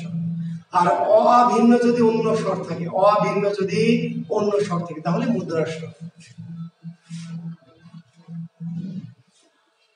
এরকম অনেক শব্দ আছে, শত শত শব্দ আছে। ধরেন এই যে বললাম যে তস্কর, তাহলে তস্কর দন্ত স হবে। কেন দন্ত স হবে? এই যে শয়ের পূর্বে কি? অ, অ, তাই না? কিন্তু আপনি নিষ্কর লিখবেন, নিষ্কর, তাহলে মূর্ধন্য ষ। কেন? ই। আপনি পরস্পর লিখবেন, তাহলে কি? দন্ত স। কেন? অ। আপনি ভাস্কর লিখবেন, তাহলে দন্ত স। কেন? আ। কিন্তু আপনি কি করবেন? আপনি কি? আপনি নিষ্পাপ লিখবেন, নিষ্পাপ, তাহলে মূর্ধন্য ষ। কেন? ই, তাই না? আপনি দুষ্কৃতি লিখবেন, দুষ্কৃতি, তাহলে মূর্ধন্য ষ। কেন? উ। এই যে উ এর পরে মূর্ধন্য ষ, ই এর পরে মূর্ধন্য ষ, কিন্তু আ এর পরে দন্ত স, অ এর পরে দন্ত স, ই এর পরে মূর্ধন্য ষ। এখন এখানে রস্যকারের পরে না, কিন্তু শয়ের পূর্বের কার কি? অ। শয়ের পূর্বের কার? শয়ের পূর্বের কারটা জানতে হবে। তাহলে এরকম শব্দ যত আছে, অনেক আছে, আপনি কি সব মুখস্থ করবেন? সাইজ দেখবেন, সাইজ, এই সাইজ দেখলে বুঝতে পারবেন যে মূর্ধন্য ষ হবে নাকি দন্ত স হবে। একটা মজার জিনিস শেখায়, দেখেন শিক্ষার্থী বন্ধুরা তাকান আমার দিকে, এই বোর্ডের দিকে। একটা শব্দ হলো সম। সম মানে সমান। সম মানে কি? সম মানে হচ্ছে সমান, সমান, দন্ত স দিয়ে সমভাবে ভাগ করে দাও, সম অধিকার, সম। কিন্তু সমর পূর্বে যদি আমি বি যুক্ত করি, বিষম, তখন আর এটি হবে না, তখন প্যাট কেটে যাবে। প্যাট কেটে যাবে না? যে কেন প্যাট কেটে গেল? এই যে ইকার চলে এসছে, ইকার সম দন্ত স দিয়ে। কিন্তু আমি যদি সুযুক্ত করি, তাও ভুল হয়ে যাবে, এই সঙ্গে প্যাট কাটিয়ে দিতে হবে। কিন্তু সমর পূর্বে যদি আপনি অযুক্ত করেন, অ, তাহলে আর প্যাট কাটার দরকার নাই। এবার দন্ত স ঠিক আছে। তাহলে বিষম লিখবেন, সুষম লিখবেন মূর্ধন্য ষ, কিন্তু অসম লিখবেন কি? দন্ত স দিয়ে। বুঝতে পারলেন? একটি শব্দ দেখেন, সেধক। সেধক দন্ত স দিয়ে, সেধক। সেধক মানে সিদ্ধ করা, পরিষ্কৃত করা, জীবাণুমুক্ত করা। কিন্তু এর পূর্বে আপনি প্রতিযুক্ত করবেন, প্রতিষেধক, তাহলে এবার প্যাট কেটে মূর্ধন্য স হবে। বুঝতে পারলেন? একটি শব্দ হলো শেক, দন্ত সয়কার শেক। শেক মানে তাপ দেওয়া, উত্তপ্ত করা, গরম করা, শেক। কিন্তু শেকের পূর্বে আপনি কি লাগাবেন? অভিযুক্ত করবেন, অভি। তাহলে অভি শেকের কি কাটলে মূর্ধন্য স হয়ে যাবে। বুঝলেন? একটি শব্দ হচ্ছে স্থান। স্থান একটি শব্দ, স্থান। এই স্থানের পূর্বে দন্ত স দিয়ে না স্থান করাটা তবর্গের সাথে দন্ত সাজি। এর পূর্বে আপনি কি অনুযুক্ত করবেন, অনু। যখনই অনুযুক্ত করবেন, এই যে উকারের পরে আর দন্ত স থাকবে না, উকারের পরে দন্ত সর জায়গায় কি মূর্ধন্য স হবে। আর মূর্ধন্য স যখন হবে তখন থয়ের জায়গায় ঠ হবে। মূর্ধন্য স-এর সাথে তো তথ যুক্ত থাকতে পারে, মূর্ধন্য স-এর সাথে কি যুক্ত হবে? টঠ। অনুষ্ঠান শব্দ মূর্ধন্য স কেন হচ্ছে? এই যে অনু, উ এর কারণে, উ। আবার স্থানের পূর্বে অনু না লাগে যদি আমরা প্রতি যুক্ত করি, প্রতি, তাও ইকারের জন্য এই দন্ত স্বরটা মূর্ধন্য স হয়ে যাবে আর থটা কি ঠ হয়ে যাবে। কি কেরামতি তাই দেখেন, ব্যাকরণিক কেরামতি। বুঝতে পেরেছেন? তাহলে বলছে ব্যাকরণ যে স এর পূর্বে যদি অ আ থাকে, কি থাকে? অ আ, অ আ। অ আ থাকলে দন্ত স, আর অ আ ভিন্ন অন্য স্বর থাকলে কি মূর্ধন্য স।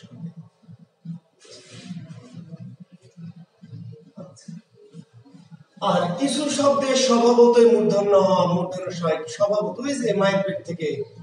কেন? That is খুশখুশ।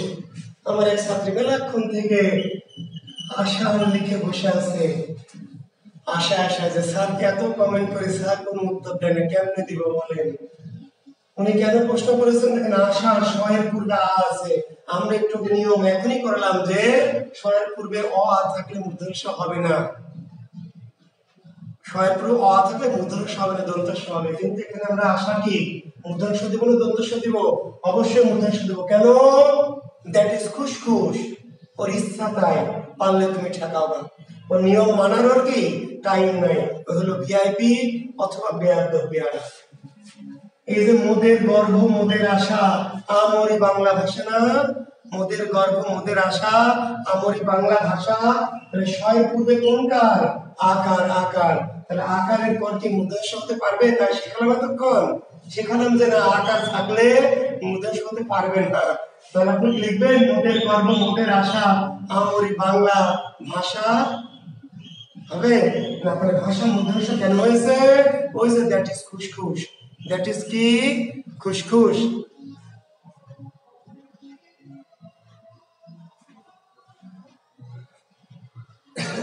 আচ্ছা, আসছি, ওখানে আসছি। আচ্ছা, তাহলে কোথায় রি র এর পরে মূর্ধন্য স হয়, ট বর্গের সাথে মূর্ধন্য স হয়, অ ভিন্ন অন্য স্বরধ্বনি পূর্বে থেকে মূর্ধন্য স হয়, আর কিছু যদি সহজে মূর্ধন্য স। এবার কোথায় কোথায় হয় না, কোথায় কোথায় হয় না, হয় না ভালো করে শুনেন। আচ্ছা, মূর্ধন্য স হয় না কোথায় লেখেন? ওই যে বিদেশি শব্দ, কোথায়? বিদেশি শব্দে, বিদেশি ভাষা হতে আগত শব্দে কোনোভাবেই মূর্ধন্য ন কিংবা মূর্ধন্য স ব্যবহার করা যাবে না। বিদেশি ভাষা হতে আগত শব্দে মূর্ধন্য স ব্যবহার করা কোনোভাবেই একদমই যাবে না। শিক্ষার্থী বন্ধুরা, আমরা একটা নিয়ম দিয়েছি এখানে, ট বর্গের সাথে মূর্ধন্য স। 2 নম্বর নিয়ম দেখেন, 2 নম্বর ট বর্গের সাথে মূর্ধন্য স দিয়েছি। এখানে নষ্ট, কষ্ট, ষষ্ঠ, অষ্ট, দৃষ্টি, বৃষ্টি দিয়েছে অনেক শব্দ। কিন্তু মাস্টার লিখবেন, মাস্টার। তাহলে ঠিক আছে না? ঠিক থাকার কথা, নিয়ম অনুসারে ঠিক থাকার কথা মাস্টার, কিন্তু ঠিক না। অনেক মাস্টার এইভাবে লেখে, এটা ভুয়া মাস্টার। অনেক মাস্টার কি, অনেক মাস্টার এইভাবে লেখে না, যেটা ভুয়া মাস্টার, ভুয়া মাস্টার লেখা যাবে না। এখন ওই মাস্টার যদি বলে ট বর্গের সাথে মূর্ধন্য স হয়, আসলে হয়, কিন্তু হয় না। কেমনে হয় না? বিদেশি মাস্টার, তারপরে কি ডাস্টার, তারপরে কি পোস্ট, তারপরে কি স্টেশন, তারপরে কি স্টার। দেখেন এই যে স্টার, লাক্সের সোয় আমরা স্টার হয়ে যাই, জান না? লাক্সের সোয় আমরা কি স্টার হয়ে যায়। কোন স্টার হল? এই যে পেট কাটা স্টার। লাক্সের যেই সোয়া দিবেন আর পেট কাটা স্টার হয়ে যাবেন। অরিজিনাল স্টার হইতে হলে লাক্সের সোয়া দিয়ে কাম হবে না, লাক্সের সোয়ায় কোনো কাম হবে না।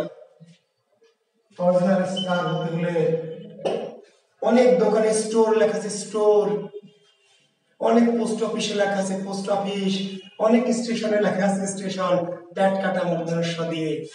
কোনোভাবে এই শব্দগুলোতে আপনি তাকাবেন, চারদিকে শিক্ষার্থী তাকাবেন, যেদিকে তাকাবেন শুধু মনে হবে ভুল, সবই ভুল।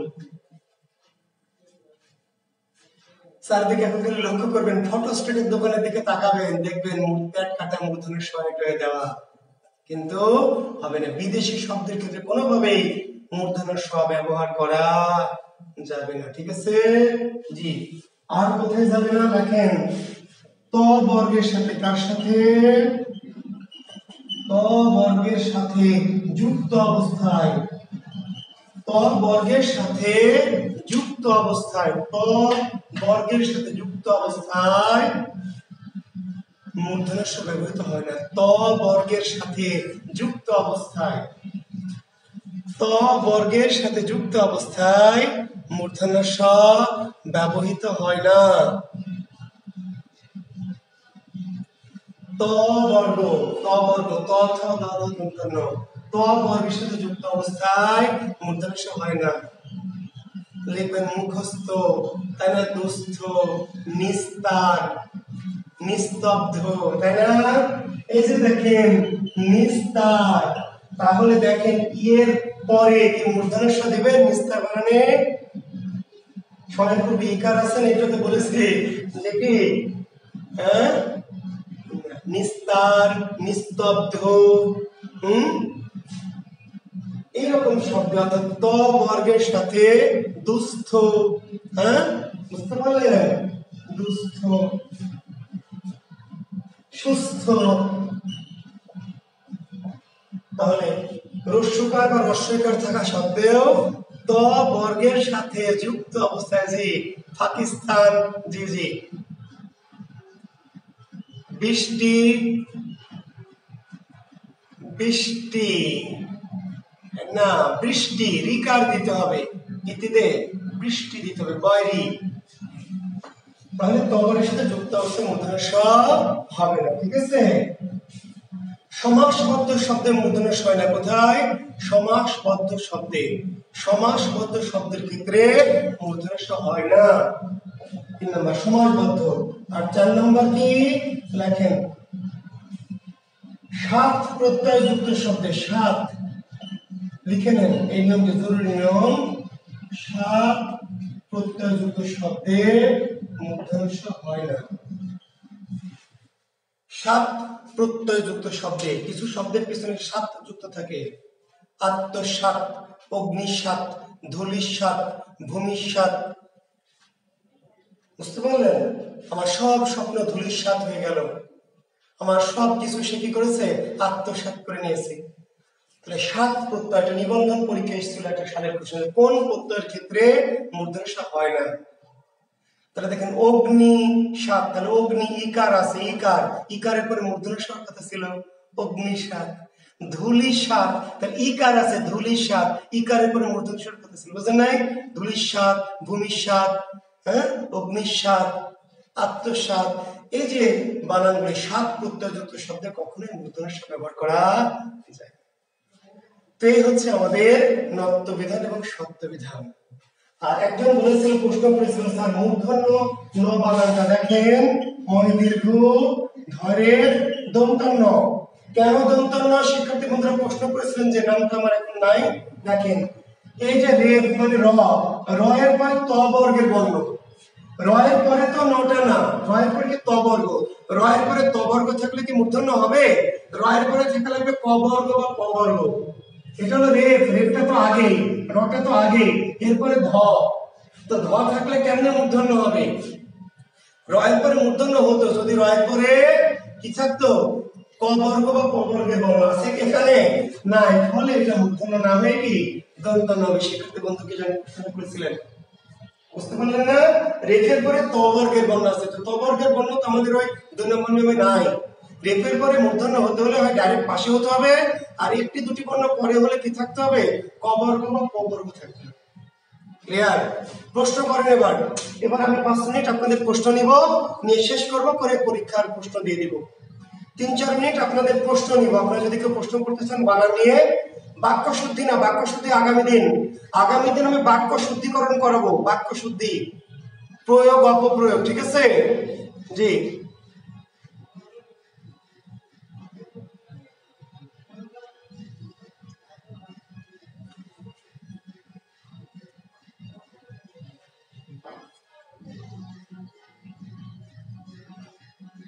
রয়ের সাথে তো অ আছে, অ থাকলে যে হবে না, তাই তো বললাম রে গাধা। একটা যে বললাম যে অ আয়ের ক্ষেত্রে হবে না, অ আয়ের ক্ষেত্রে হবে না। সাব্বির, কালকে 9:30 ক্লাস হলে ভালো হতো স্যার, ঠিক বলছেন, বাট 2-1 জন একটু আপত্তি করছে। ঠিক আছে, 2-1 জন একটু আপত্তি করছে। কেন? অনেকে রাত হয়ে যাচ্ছে বিধে একটু আপত্তি করছে। তো কালকে আপনারা যদি রিকোয়েস্ট করেন 9:30 আমি নিব, আমার কোনো সমস্যা নাই, কিন্তু 2-1 জন আপত্তি করছেন। আপনারা যদি সবাই চান 9:30 আমি 9:30 নিব। স্যার ঢাকাতে বেড়াতে আসবেন স্যার প্লিজ? হ্যাঁ, আজিজুল ইসলাম, ঢাকাতে তো যাই বাবা মাঝে মাঝে। এরপরে যখন যাব আমি আপনাদের গ্রুপে কমেন্টস করে যাব, ঠিক আছে? আপনাদের সাথে দেখা সাক্ষাৎ হবে, একটু সেলফি মেলফি তুললাম, তাই না? জি। আমি এরপর যখন ঢাকা যাব তখন আমি আমার এই গ্রুপে আমি কমেন্টস করে যাব, আপনারা চাইলে আমার সাথে দেখা করবেন। বানানের নিয়ম মোটামুটি শেষ, নিয়ম, কিন্তু আমরা কিছু প্র্যাকটিস করব আর কিছু বাক্য শুদ্ধি করব আর কি। জি। তো ঠিক আছে, কালকেও 9:30, আপনারা যেহেতু অনেকেই 9:30 চাচ্ছেন, কালকে 9:30, কিন্তু তারপর থেকে আর না, কালকের পর থেকে এখন 9টায়। জি। আচ্ছা, তাহলে 9:30। জি, তাহলে আমরা কালকে 9:30 ক্লাস নেব ইনশাল্লাহ। তাহলে আপনারা এখন যেহেতু আর কোনো প্রশ্ন কেউ করছেন না, তাহলে আমরা 11টায় আমরা প্রশ্ন দিয়ে দিব। হ্যাঁ, নিজের হাতে চা বানিয়ে খাবেন সাজ্জাদ সাইদ? জি ইনশাল্লাহ খাবো বাবা, আমি চা কফি খুবই পছন্দ করি, যেহেতু অন্য আর কিছু খাইনি, সুযোগও হয়নি বিড়ি টিড়ি খাওয়ার। হ্যাঁ, অন্য কিছু খাওয়ার মধ্যে চা কফি খাই, তাহলে খুব খুশি হব, খাবো ইনশাল্লাহ। আজকে যে মেহেদি সাকিব আবার 9টায় বলছেন, ঝামেলা, এত দ্বিমত হলে মুশকিল। আচ্ছা, তাহলে 2টার মাঝামাঝি করে দিলাম, যান, সমস্যা আপনাদের কারো দেখবো না। 9:15। আমি কারোর সমস্যায় শুনলাম না, 2টার মাঝামাঝি করে দিলাম, তর্ক বিতর্ক করবেন না। 9:15 আগামীকাল ক্লাস নেব। জি, থ্যাংক ইউ। ইতোমধ্যে, ফাতিমা আক্তার, ইতিমধ্যে না, বানানটা হবে ইতোমধ্যে। জি, আমি কথা বলবো কালকে, আরো কথা বলবো আগামীকাল, বানান শুদ্ধি বাক্য শুদ্ধি নিয়ে আরো কিছু কথা বলবো। জি ইনশাল্লাহ, বানান শুদ্ধির আরো কিছু বিষয়, ছোটখাটো বিষয় বাক্য শুদ্ধির সাথে সাথে ইনশাল্লাহ করাবো। কাজে কিছু কথাবার্তা আগামী দিনও বলবো, সমস্যা নেই। জি, শিক্ষিত লোকেরা অত্যন্ত বুদ্ধিমান, সরল কিভাবে, কিভাবে তো অন্য কিছু কিভাবে বলেন হাবিবুর রহমান, অন্য কিছু কিভাবে সেটাকে বলেন।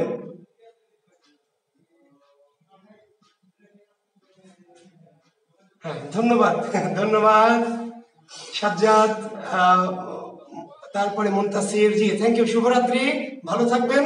আমি এখন পরীক্ষার প্রশ্ন দেব, ঠিক আছে? জি, পরীক্ষা দেন সবাই, কথা হবে আগামী দিন। আল্লাহ হাফেজ।